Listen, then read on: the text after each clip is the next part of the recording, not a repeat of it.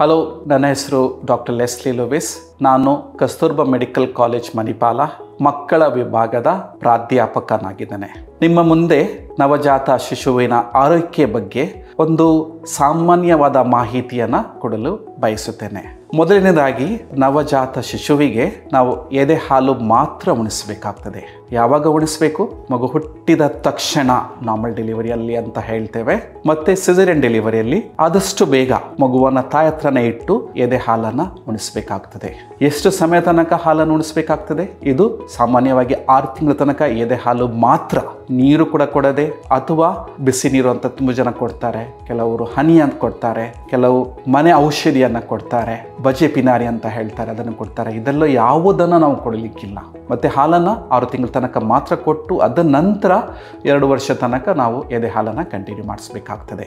ಎದೆ ಹಾಲು ಕೊಡದ ಮಕ್ಕಳು ನಾವು ಒಂದು ಅವಕಾಶ ಮಗುವಿಗೆ 100ಕ್ಕೆ 100% ಪ್ಯೂರ್ ಅಥವಾ ನ್ಯಾಚುರಲ್ ಹಾಲು ಕೊಡಿಸ್ಲಿಕ್ಕೆ ಅವಕಾಶ ಇರುವಂಥದ್ದು. ಎರಡನೇದಾಗಿ, ಇದು ನ್ಯಾಚುರಲ್ ಇಮ್ಯೂನ್ ಬೂಸ್ಟರ್ ಅಂತ ಹೇಳ್ತೇವೆ. ಹಾಲು ಕೊಡದ ಮಕ್ಕಳಿಗೆ ಸಾಮಾನ್ಯವಾಗಿ ಪದೇ ಪದೇ ನೆಗಡಿ, ಕೆಮ್ಮು, ಜ್ವರ ಬರುವ ಚಾನ್ಸಸ್ ಇರುವುದಿಲ್ಲ, ವಾಂತಿ ಭೇದಿ ಆಗೋದಿಲ್ಲ. ಈ ಮಕ್ಕಳು ಆರೋಗ್ಯವಾಗಿ ಬೆಳೆಯುತ್ತವೆ. ಮಾತ್ರವಲ್ಲ, ಅವರಿಗೆ 20 ವರ್ಷ 30 ವರ್ಷ ನಂತರ ಬರುವಂತಹ ಸಾಮಾನ್ಯವಾದ ಕಾಯಿಲೆ, ಡಯಾಬಿಟಿಸ್, ಹೈಪರ್ಟೆನ್ಷನ್ ಅಥವಾ ಇನ್ಫ್ಲಮೇಟರಿ ಬಾವೆಲ್ ಡಿಸೀಸ್ ಅಂತ ಹೇಳ್ತೇವೆ, ಇದು ಚಾನ್ಸಸ್ ತುಂಬಾ ಕಡಿಮೆ ಆಗಿರ್ತದೆ. ನೆನ್ಪಿಡಿ, 6 ತಿಂಗಳ ತನಕ ಎದೆ ಹಾಲು, ಅದ ನಂತರ 6 ರಿಂದ 2 ವರ್ಷ ತನಕ ನಾವು ಎದೆ ಹಾಲಿನ ಒಟ್ಟಿಗೆ ನಾವು ದ್ರವ ಮಿಶ್ರಿತ ಆಹಾರವನ್ನ ನಾವು ಮಕ್ಕಳಿಗೆ ಕೊಡಬೇಕಾಗ್ಬೋದು.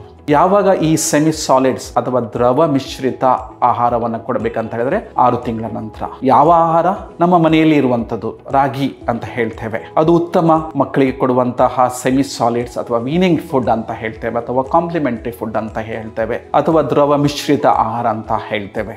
ಇದು ರಾಗಿಯನ್ನು ಸಾಧಾರಣವಾಗಿ ನಾವು ಏನು ಮಾಡ್ತೇವೆ ಅಂತ ಹೇಳಿ ಮೊಳಕೆ ಬರಿಸ್ತೇವೆ. ಮೊಳಕೆ ಬಂದ ರಾಗಿಯನ್ನು ನಾವು ಸ್ವಲ್ಪ ಬಿಸಿಲಿಗೆ ಹಾಕಿ ಅದನ್ನು ಒಣಗಿಸ್ತೇವೆ. ಅದ ನಂತರ ಅದನ್ನು ಸ್ವಲ್ಪ ಹುರಿದು ಅದನ್ನು ಪುಡಿ ಮಾಡಿ ಇಡ್ತೇವೆ. ಇದರ ಒಟ್ಟಿಗೆ ನಾವು ನವ ಧಾನ್ಯವನ್ನು ಮಿಶ್ರಿತ ಮಾಡ್ತೇವೆ. ನವಧಾನ್ಯ ಅಂತ ಹೇಳಿದ್ರೆ ನಮ್ಮ ಮನೇಲಿ ಇರುವಂಥದ್ದು ಅಕ್ಕಿ, ಅದ ನಂತರ ಬೇಳೆ, ಜೋಳ ಮಿಕ್ಸ್ ಮಾಡ್ತೇವೆ, ಅದರೊಟ್ಟಿಗೆ ಗೋಧಿಯನ್ನ ಮಿಕ್ಸ್ ಮಾಡ್ತೇವೆ, ಕೆಲವರು ಗೋಡಂಬಿಯನ್ನ ಮಿಕ್ಸ್ ಮಾಡ್ತಾರೆ, ಬಾದಾಮಿಯನ್ನ ಮಿಕ್ಸ್ ಮಾಡ್ತಾರೆ. ಇದೆಲ್ಲ ಸೇರಿ 9 ಮಿಶ್ರಿತ ಆಹಾರವನ್ನ ಈ ರಾಗಿ ಒಟ್ಟಿಗೆ ಮಿಕ್ಸ್ ಮಾಡ್ತಾರೆ. ಇದನ್ನ ಸಾಧಾರಣವಾಗಿ ನೀರಲ್ಲಿ ಬೇಯಿಸಬಹುದು, ಸ್ವಲ್ಪ ಬೆಲ್ಲ ಮತ್ತೆ ಸ್ವಲ್ಪ ಉಪ್ಪನ್ನು ಹಾಕಿಸ್ಬೋದು. ಎಲ್ಲ ಕಡೆ ಬರುವಂತಹ ಒಂದು ಮಾಹಿತಿ ಅಂತ ಹೇಳಿದ್ರೆ 1 ವರ್ಷ ತನಕ ಮಕ್ಕಳಿಗೆ ಬೆಲ್ಲವನ್ನ ಕೊಡಬಾರ್ದು, ಸಕ್ಕರೆಯನ್ನ ಕೊಡಬಾರ್ದು, ಉಪ್ಪನ್ನ ಕೊಡಬಾರ್ದು ಅಂತ.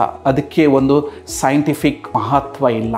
ಮಕ್ಕಳಿಗೂ ನಮಗಿಂತಲೂ ಉತ್ತಮ ಟೇಸ್ಟ್ ಬರ್ಡ್ಸ್ ಇರ್ತವೆ. ಅದಕ್ಕಾಗಿ ಸ್ವಲ್ಪ ಬೆಲ್ಲ ಅವಶ್ಯಕತೆ ಇದೆ, ಸ್ವಲ್ಪ ಉಪ್ಪು ಅವಶ್ಯಕತೆ ಇದೆ. ಅದರ ಒಟ್ಟಿಗೆ ತುಪ್ಪವನ್ನ ಮಿಶ್ರಣ ಮಾಡಿಸಿದ್ರೆ ಮಗು ಆರೋಗ್ಯವಂತಾಗಿ ಬೆಳೀತದೆ. ಸೊ ಸಾಧಾರಣವಾಗಿ ಇದನ್ನ ನಾವು ಸೀರಿಯಲ್ಸ್ ಅಂತ ಹೇಳ್ತೇವೆ. ಮೊದಲಿನ ಹಂತ ಸೀರಿಯಲ್ಸ್, ಎರಡನೇ ಹಂತ ನಾವು ಧಾನ್ಯವನ್ನ ಅಂತ ಹೇಳಿದ್ರೆ ಅನ್ನ ಬೇಳೆಯನ್ನ ಮಿಶ್ರಣ ಮಾಡಿಸಿ ಕಿಚಡಿ ತರ ಮಾಡಿಸಿ ಮಗುವನಿಗೆ ಊಟ ಮಾಡಿಸಬಹುದು. ಅದ ನಂತರ ಸೀರಿಯಲ್ಸ್ ಪಲ್ಸಸ್ ವೆಜಿಟೇಬಲ್ಸ್ ಅಂತ ಹೇಳ್ತೇವೆ. ಬಟಾಟೆ ಅಥವಾ ಕ್ಯಾರೆಟ್ ಅನ್ನ ಮಿಶ್ರಿತಗೊಂಡು ಈ ಅನ್ನ ಬೇಳೆ ಒಟ್ಟಿಗೆ ಕೊಡಬಹುದು. ಮತ್ತೆ ಲಾಸ್ಟಿಗೆ ನಾವು ಫ್ರೂಟ್ಸ್ ಅನ್ನ, ಬಾಳೆಹಣ್ಣನ್ನ ಕೊಡಬಹುದು. ಏಲಕ್ಕಿ ಬಾಳೆಹಣ್ಣು ಉತ್ತಮ.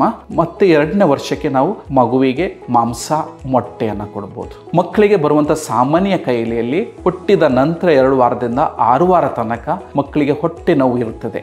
ಅದು ಹೊಟ್ಟೆ ನೋವು ಹೇಗೆ ಗೊತ್ತಾಗ್ತದೆ ಅಂತ ಹೇಳಿದ್ರೆ, ಮಗು ತುಂಬಾ ಅಳ್ತಾನೆ ಇರ್ತದೆ ಮಧ್ಯಾಹ್ನ ನಂತರ, ಸಮಾಧಾನ ಮಾಡ್ಲಿಕ್ಕೆ ಕಷ್ಟ, ಹಾಲು ಕುಡಿಯುವುದಿಲ್ಲ, ಕೆಂಪಾಗಿರ್ತದೆ, ಕಾಲು ನೆಟ್ಟಗಿರ್ತದೆ. ಸಾಮಾನ್ಯವಾಗಿ ಇಂಥ ಮಕ್ಕಳನ್ನ ನಾವು ಹೊಟ್ಟೆ ಮೇಲೆ ಮಲಗಿಸಿದ್ರೆ ಮತ್ತೆ ಆ ಮಗುವಿನ ಬೆನ್ನು ತಟ್ತಾ ಇದ್ರೆ ಒಂದು 5 ನಿಮಿಷದಲ್ಲಿ 10 ನಿಮಿಷದಲ್ಲಿ ಹೊಟ್ಟೆ ನೋವು ತಾನೇ ಹೋಗ್ತದೆ. ಅಥವಾ ಮಗುವನ್ನ ಇಟ್ಕೊಂಡು ನಮ್ಮ ಹೆಗಲ ಮೇಲೆ ಇಟ್ಟರು ಕೂಡ ಒಂದು 5-10 ನಿಮಿಷದಲ್ಲಿ ಈ ಹೊಟ್ಟೆ ನೋವು ಹೋಗ್ತದೆ. ಕೆಲವರು ಕೂಲಿಕೆ ಡ್ರಾಪ್ಸ್ ಅಂತ ಹೇಳ್ತಾರೆ, ಕೂಲಿಮಿಕ್ಸ್ ಡ್ರಾಪ್ಸ್ ಅಂತ ಹೇಳ್ತಾರೆ, ಅದನ್ನು ಯೂಸ್ ಮಾಡ್ತಾರೆ. ನಾವು ವೈದ್ಯರಾಗಿ ಅದನ್ನು ಬರೆದು ಕೂಡ ಕೊಡ್ತೇವೆ, ಹೊಟ್ಟೆ ನೋವು ಕಡಿಮೆ ಆಗ್ತಿದ್ದಾಗ.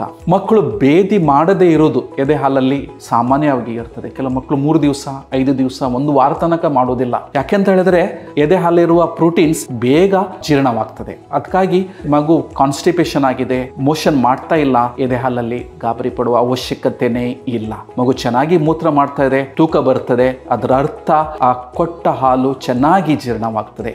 ಒಂದು ನಾವು ಇಂಥ ಮಕ್ಕಳಿಗೆ ಏನ್ ಮಾಡ್ಬೋದು ಅಂತ ಹೇಳಿದ್ರೆ, ಮಗು ಮಗುವನ್ನ ಮಲಗಿಸಿ ಆ ಮಗುವನ್ನ ಕಾಲನ್ನ ನಾವು ಸೈಕ್ಲಿಂಗ್ ತರ ಮಾಡಿಸಿದ್ರೆ ಅಥವಾ ಕಾಲನ್ನ ಸ್ವಲ್ಪ ಹೊಟ್ಟೆ ಮೇಲೆ ನಾವು ಇಟ್ಟು ಅದನ್ನ ಸ್ವಲ್ಪ ಬೆಂಡ್ ಮಾಡಿದರೂ ಕೂಡ ಕೆಲ ಸರ್ತಿ ಆ ಮಗು ಮೋಷನ್ ಹೋಗ್ಲಿಕ್ಕೆ ಅಥವಾ ಕಕ್ಕಸ್ ಮಾಡಲಿಕ್ಕೆ ಅಥವಾ ಗಾಳಿ ಹೋಗ್ಲಿಕ್ಕೆ ಸಹಾಯ ಆಗ್ತದೆ. ಇದನ್ನ ನಾವು ಮನೆಯಲ್ಲಿ ಮಾಡಿಸ್ಬೋದು. ಸಾಮಾನ್ಯವಾಗಿ ಹುಟ್ಟಿದ ಮಕ್ಕಳಿಗೆ ಮೊದಲಿನ 6 ತಿಂಗಳಲ್ಲಿ ಗೊರಗೊರ ಶಬ್ದ ಅಂತ ಹೇಳ್ತೇವೆ. ತುಂಬಾ ತಾಯಂದ್ರಿಗೆ ಇದೊಂದು ಕನ್ಸರ್ನ್ಸ್ ಇರ್ತದೆ. ನೆಗಡಿ ಇರ್ಬೋದು, ಕೆಮ್ಮು ಇರ್ಬೋದು ಅಂತ ಹೇಳಿ ಪದೇ ಪದೇ ವೈದ್ಯರ ಹತ್ರ ಹೋಗ್ತದೆ. ಎಲ್ಲ ಮಕ್ಕಳಿಗೆ ಇರುವಂತಹ ಸಮಸ್ಯೆ ಇದು. ಕಾರಣ ಇಷ್ಟೇ, ಆ ಗಂಟ್ಲಲ್ಲಿ ಇರುವಂತಹ ಒಂದು ಕಫ. ಏನು ಮಾಡುವ ಅವಶ್ಯಕತೆ ಇಲ್ಲ. ಗೊರಗೊರ ಇದ್ದಾಗ ಶಬ್ದ ಮಗುವಿಗೆ ಹಾಲು ಕುಡಿಸ್ಲಿಕ್ಕೆ ಸಮಸ್ಯೆ ಇರುವುದಿಲ್ಲ, ಜ್ವರ ಇರುವುದಿಲ್ಲ. ಇಂಥ ಮಕ್ಕಳಿಗೆ ಮಗುವನ್ನ ಹೆಗಲ ಮೇಲೆ ಇಟ್ಟು ನಾವು ಸ್ವಲ್ಪ ಬೆನ್ನನ್ನ ತಟ್ಟಿದ್ರೆ ಈ ಮಕ್ಕಳ ಆ ಕಫ ಅಥವಾ ಆ ಗೊರಗೊರ ಶಬ್ದವನ್ನ ಕಡಿಮೆ ಮಾಡಿಸಬಹುದು. ಮೂಗು ಬ್ಲಾಕ್ ಇದ್ರೆ ಮೂಗಿಗೆ ನಾವು ಔಷಧವನ್ನ ಸೆಲೈನ್ ಡ್ರಾಪ್ಸ್ ಅಂತ ಹೇಳ್ತೇವೆ, ಮಗುವಿನ ಮೂಗಿಗೆ ಹಾಕ್ಸ್ಬೇಕಾಗ್ಬೋದು. ಅದಕ್ಕಾಗಿ ನೆನಪಿಡಿ, ಈ ಬಜೆ ಪಿನಾರಿ ಅಥವಾ ನಾವು ಕೊಡುವಂತಹ ಹನಿ ಈ ಮಕ್ಕಳಿಗೆ 6 ತಿಂಗಳ ತನಕ ಏನು ಕೊಡ್ಲಿಕ್ಕಿಲ್ಲ. ಎಲ್ಲ ಮಕ್ಕಳಿಗೆ ಎದೆ ಹಾಲನ್ನ ಉಣಿಸ್ಬೇಕಾಗ್ತದೆ. 6 ತಿಂಗಳ ನಂತರ ದ್ರವ ಮಿಶ್ರಿತ ಆಹಾರವನ್ನ ಸೆಮಿ ಸಾಲಿಡ್ಸ್ ಅನ್ನ ಸ್ಟಾರ್ಟ್ ಮಾಡಿಸಿ ಮತ್ತೆ ಅದನ್ನ ಜಾಸ್ತಿ ಮಾಡ್ಕೊಂಡು ಹೋಗಿ ಮಾಂಸವನ್ನ ಅಥವಾ ಅನಿಮಲ್ ಪ್ರೋಟೀನ್ಸ್ ಅಂತ ಹೇಳ್ತೇವೆ 2ನೇ ವರ್ಷದಿಂದ ಸ್ಟಾರ್ಟ್ ಮಾಡಬಹುದು. ಸಾಮಾನ್ಯವಾಗಿ ಬರುವಂತಹ ಕೋಲಿಕ್ ಅಥವಾ ಕಾನ್ಸ್ಟಿಪೇಷನ್ ಎಲ್ಲ ನವಜಾತ ಶಿಶುವಲ್ಲಿ ಇರ್ತದೆ. ಏನು ಮಾಡುವ ಅವಶ್ಯಕತೆ ಇರುವುದಿಲ್ಲ. ನಾನು ಹೇಳಿದ ಪ್ರಕಾರ ಆ ಔಷಧಿಯನ್ನ ಮಾಡಿಸಿದ್ರೆ ಸಾಕಾಗ್ತದೆ. ನೆಗಡಿ, ಕೆಮ್ಮು ಮಕ್ಕಳಿಗೆ ಬರುವಂತಹ ಸಾಮಾನ್ಯವಾದಂತಹ ಒಂದು ರೋಗ. ಇಂಥ ಮಕ್ಕಳಲ್ಲಿ ಮನೆಯಲ್ಲಿ ದೊಡ್ಡವರಿಗೆ ಜ್ವರ ಇದ್ದಾಗ ನೆನ್ಪಿಡಿ, ಕೆಮ್ಮಿದ್ದಾಗ ಮಾಸ್ಕ್ ಅನ್ನ ಯೂಸ್ ಮಾಡಿಸಿ ಆ ಮಾಸ್ಕ್ ಅನ್ನ ಮೂಗನ್ನ ಕವರ್ ಮಾಡಬೇಕಾಗ್ತದೆ. ಅವಾಗ ಮಗುವಿಗೆ ಬರುವಂತಹ ಸೋಂಕನ್ನ ನಾವು ತಡೆಗಟ್ಟಬಹುದು. ಸಾಮಾನ್ಯವಾಗಿ ಬರುವಂತಹ ಈ ಜ್ವರ ವೈರಲ್ ಕ್ರಿಮಿಯಿಂದ ಬರುವಂತಹದ್ದು ಅಥವಾ ರೋಗಾಣುವಿನಿಂದಾಗಿ ಬರುವಂತಹದ್ದು. ಇದು ನಾವು ಮಾಡಬೇಕಂತಹ ನಮ್ಮ ಕರ್ತವ್ಯ ನಮ್ಮ ಮಕ್ಕಳಲ್ಲಿ. ನೆನಪಿಡಿ, ಪುನಃ ಮಗುವಿಗೆ 100ಕ್ಕೆ 100 ಎದೆ ಹಾಲು ಕೊಡ್ಲಿಕ್ಕೆ, ಮಗುವಿಗೆ 100ಕ್ಕೆ 100 ಮನೆಯಲ್ಲಿ ಇರುವಂತಹ ಆಹಾರಕ್ಕೆ ಅವಕಾಶ ಮಾಡಿಕೊಡಿ. ಧನ್ಯವಾದ.